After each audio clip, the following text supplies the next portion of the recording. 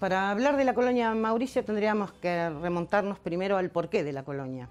Los judíos estaban establecidos en Rusia, casi la 3/4 población del mundo de los judíos vivían en Rusia, viviendo de manera hacinada, en guetos, por llamarlos de alguna manera. No se les permitía transitar libremente, no se les permitía desarrollar sus actividades libremente. Este descontento fue creciendo hasta que en el periodo de Alejandro III fueron perseguidos, masacrados y expulsados de Rusia. Algunos judíos intentaron buscar soluciones para irse de Rusia en algún que otro filántropo que vivía en el resto de Europa. Uno de estos filántropos fue el barón Mauricio Hirsch. Hirsch era de familia de bancarios y donó algunas cantidades de francos para comprar las tierras y poder empezar esta colonización. Al llegar a Buenos Aires se encontraron como que habían venido un poco antes de la organización tenía establecido en que vinieran. Ellos, después de estar un poco más de una semana en el Hotel de los Inmigrantes, viajan a Carlos Casares en tren. Llegan el 30 de agosto de 1891 a la estación de Carlos Casares, en donde no había absolutamente nada. Cuando llegaron acá no había vehículos para trasladar a todos los colonos. Las mujeres solamente fue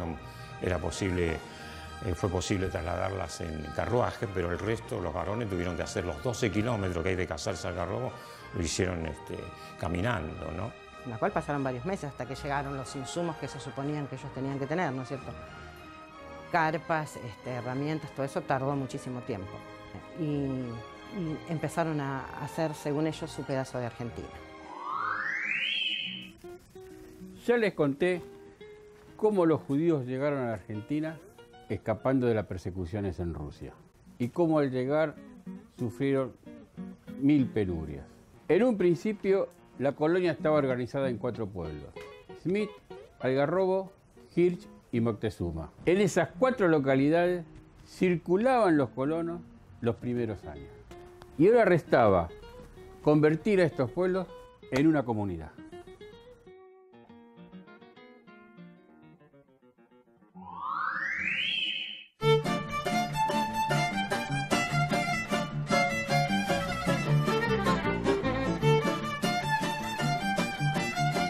La religión judía necesita de sus guías, tanto rabinos, el matarife ritual, los cantores litúrgicos. Trataron en lo posible de mantener lo que se pudiera, en realidad, porque en el campo no hay sábado, no hay domingo, no hay feriado. No solamente en ese tiempo, sino hoy día tampoco. Cuando hay que trabajar, se trabaja. Así que durante un tiempo hubo posibilidades de poder ejercer la religión libremente.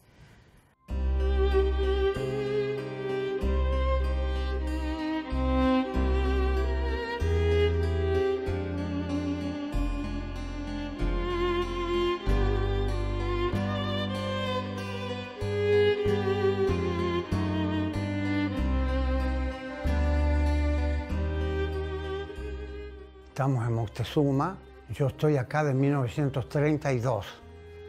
Vine a los 2 años de Buenos Aires. Mis padres se instalaron con un almacén, acá a una cuadra, en el año 39. Hace 5 años que lo cerré. Este lugar es el único que hay. La única sinagoga que existe, porque en Casares tenemos, pero es un salón. Es la única que hay asentada en barro. No existe otra, en Carlos Casares había, se desarmaron y quedó esta sola. Estaba encargado mi hermano mayor que falleció. Después seguí yo y sigo.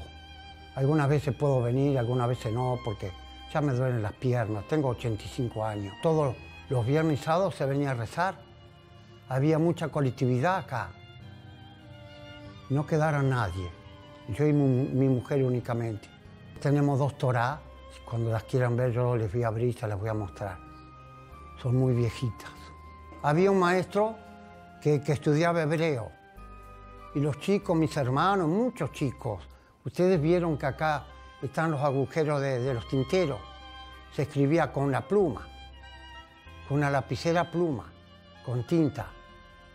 Pero ya cuando ya tenía yo 6 años, 7, el maestro se fue. y esto se cerró como escuela, pero siguió como sinagoga. Acá estaba el rabino y acá rezaba. Acá rezaban los hombres y del otro lado rezaban las mujeres.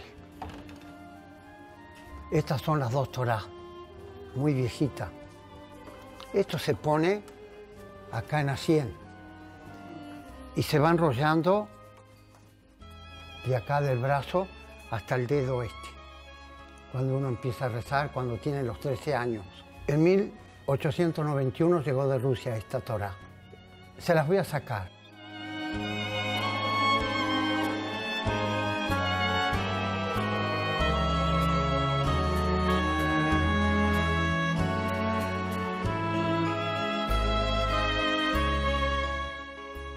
Ven ustedes acá, todo esto es cuero de carnero y esto está escrito a mano.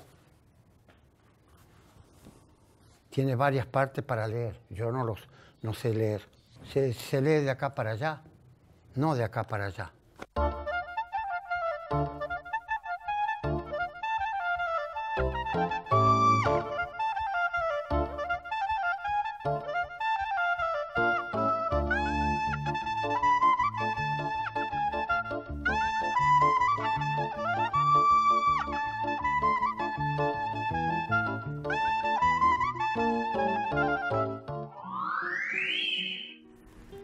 Además de la sinagoga, los colonos veían en la educación la clave del éxito. Por eso, las primeras instituciones fueron las escuelas.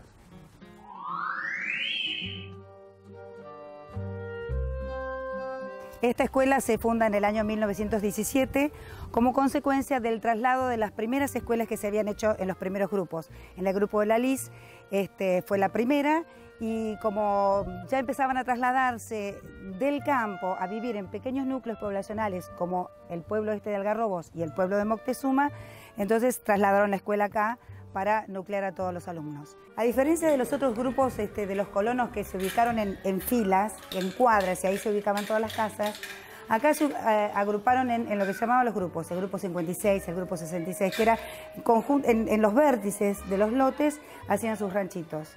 Entonces, las primeras escuelas surgen en los primeros grupos, pero después, como empiezan a trasladarse algunos al pueblo de Algarrobos y otros más tarde al pueblo de Moctezuma, esas primeras escuelas se trasladan a esta que está acá, que el año que viene va a cumplir los 100 años. Así que los primeros alumnos de acá, en los registros se pueden ver que eran todos alumnos de la colonia, ¿eh?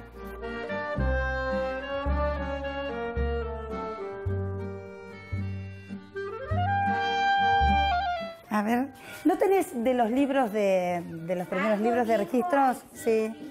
Y como dicen, ahora así vemos el... Dale, yo te saco fotografía. Mirá, vos. Mirá. Y este que no sabe... Mirá, lo Bueno, quemaron todo. Yo te los voy a llevar las copias de eso. Fanny Rubinstein. Sí, eran todos de los colonos.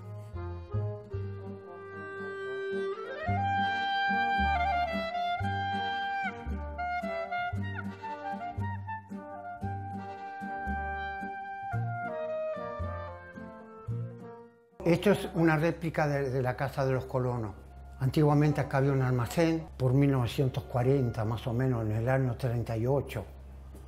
Después se cerró. Esto es una máquina de hacer colchones. Uno se sentaba acá, ponía la lana acá y se hacía esto. La lana de oveja salía acá y antiguamente se hacían colchones de lana de oveja. Mi papá era el colchonero. Antiguamente mi padre, con un charré, iba por las chacras en el campo y hacía 1 o 2 colchones en el día. Nosotros, que éramos chicos, le ayudábamos. Uno se sentaba acá, ponía la lana acá. Esto es peligrosísimo, porque tiene dientes para allá y acá abajo dientes para acá. Y la pasaba y caía allá. Se ponía una alpillera. Después mi padre cosía el cotín y se hacía los colchones de lana de oveja. Esto son los zapatos típicos que se usaban en el campo. ¿Ves el tamaño? Es un zapatito para un chico de 5 años, ¿no? Más o menos. Está con tachas y la suela esta de madera es porque todavía no había goma, no había material para el agua, impermeable. Entonces esto es lo que usaban los chiquitos para ir a hacer el tambo. El tambo, vos sabés que en el campo se hace a las 3, 4 de la mañana, así que tenía que levantarse bien temprano para ordeñar la leche. Una vez que estaba ordeñada la leche, juntaban leña para prender el fuego. A veces no tenían leña, sobre todo los colonos en las primeras crónicas cuentan de que no conseguían leña, entonces tenían que usar bosta seca.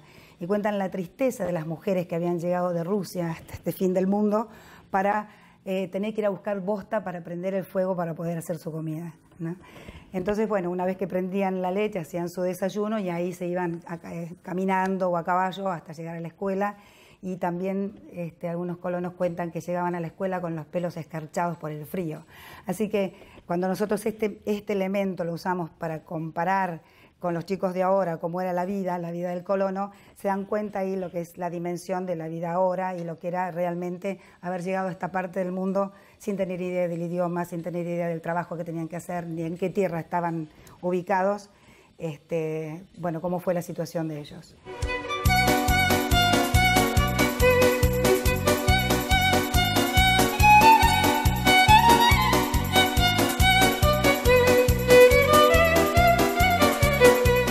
Algarrobos era entonces la localidad de mayor población y prácticamente si se pensaba en la autonomía por entonces iba a ser la cabeza del municipio.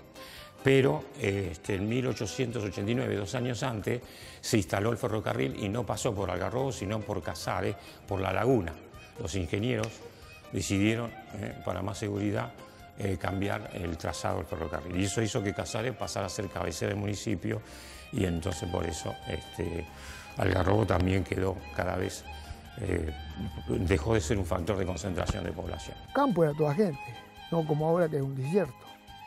¿Viste? Toda la gente venía de los campos, la fábrica llegó a tener 15 empleados y todos tamberos de acá, que venían con sulque, yo nomás venía con un sulque con leche. Y los juntamos todos en el Triunfo, el almacén El Triunfo, que era de Steinberg. Primero fue de Sigal. El primero de todo fue de Daque, pero eso ya no me acuerdo. Y después fue de Sigal y después fue de Steinberg. Este es un pueblo hermoso. Los judíos que vinieron una vez ya asentados y salidos de la colonia, algunos se instalaron en la ciudad de Carlos Casares, en donde algunos volvieron a ejercer sus profesiones, fotógrafos, periodistas, escritores, maestros. Dado así que los primeros maestros que hubo en Carlos Casares fueron judíos. Se organizaron de una manera espectacular, de la nada, tanto en la colonia, construyendo escuelas, asociaciones agrícolas, asociación judía. De la misma manera, al venir a la ciudad, empezaron a construir y a realmente ser una parte importante y mayoritaria de la población casarense. La colonia Mauricio es un hecho. Los peores tiempos han pasado, pero la historia sigue. Quédense un ratito y comemos un buen asado.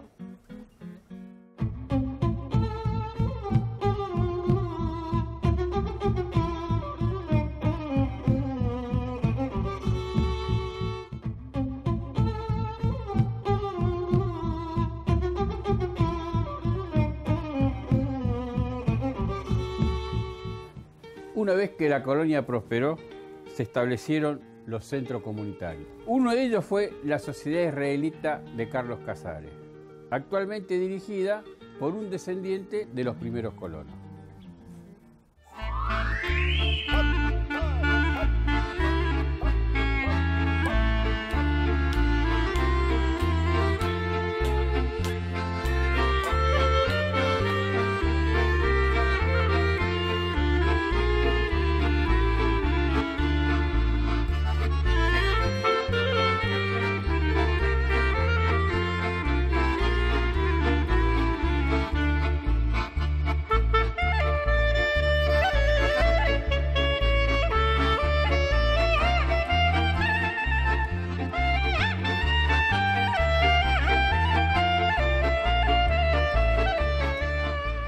El edificio se comenzó a construir en 1904, duró 2 años, y en 1906 se inauguró. Quiere decir entonces que tiene 110 años. Y la construcción se inició 2 años después de haberse fundado la institución. La institución se fundó el 1 de febrero de 1902. Y fue su primer presidente, Repetur, que era un integrante también de la familia conocida de la colonia, ¿no? Los colonos se instalaron en 1891, quiere decir que la institución se fundó después de un proceso bastante largo, no de forma inmediata. Esto es en el atrio del edificio de la sede, ¿eh? Acá tenemos un mural que fue donado por la Asociación de Tucumán, porque tiene familiares acá en Carlos Casares. Y bueno, y entonces de ahí surgió la idea de dejar un espacio para quienes quisieran homenajear a los colonos de la colonia Mauricio con una placa.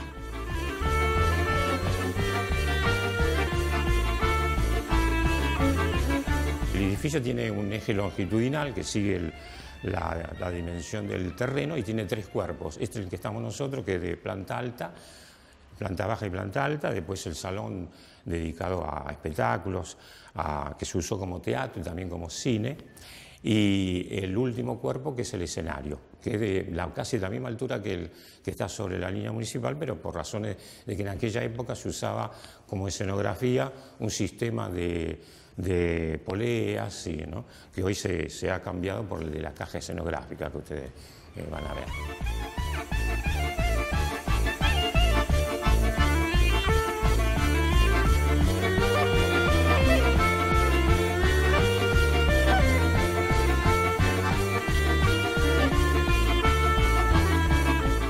Pintura, inclusive los revoques, hay un lugar donde ustedes pueden ver, después arriba del escenario hay un revoque testigo que era el original del edificio, pero esto se picó y se volvió a hacer también la pintura, pero la tela, por ejemplo, del escenario es la original de cuando se inauguró el edificio.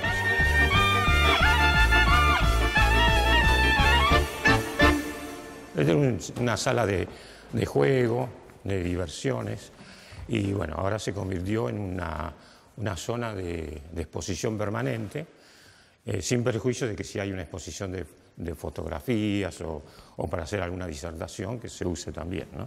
En este lugar también funciona la cooperativa. Hasta hace poco estaba un mostrador ahí en el patio que se usaba para la cooperativa. Casi funcionaba como un banco, y fue de gran ayuda en su momento para los agricultores del lugar.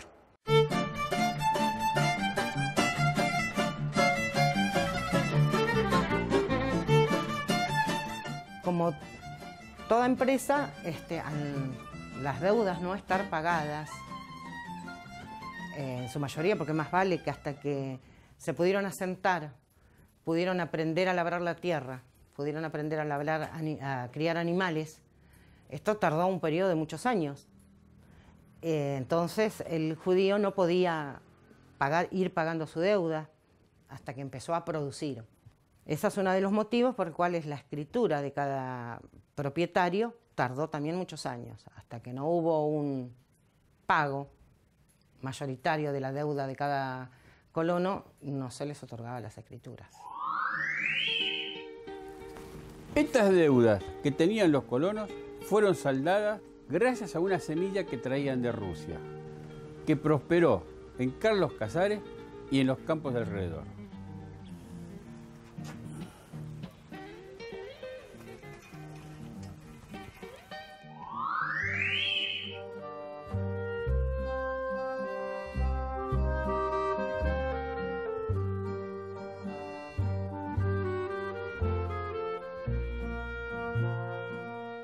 Una de las cosas que traen los colonos en sus bolsillos es la semilla del girasol. Y eso es lo que nos da nuestra mayor identidad. Nosotros somos la sede de la Fiesta Nacional del Girasol, somos la cuna del girasol argentino, porque de esas primeras semillitas que traen los colonos de allá, de Besarabia, de Rusia, donde venían, se empieza a hacer el cultivo, no para darle de comer a los animales chicos o como plantas ornamentales, como lo usaban los primeros colonos, sino ya en un cultivo en una producción de aceite, en un cultivo mucho más intensivo. Pero eso es lo que nos da nuestra identidad. Casares es conocido por esta cosa del girasol, del cultivo de girasol. La traen de Rusia y la prueban acá. Y bueno, y lógicamente después hubo una explicación, ¿no?, de que realmente era la zona, por las condiciones climáticas, eran muy aptas justamente para el girasol. Inclusive después acá hubo una institución local, que fue el Rotary Club, que durante casi 14 años hizo un concurso de girasol, y fue uno de los concursos que se destacó por la continuidad en los años, ¿no? Porque por lo general se hace un concurso por un cereal y dura 2 o 3 años, y acá creo que tuvo 14 ediciones.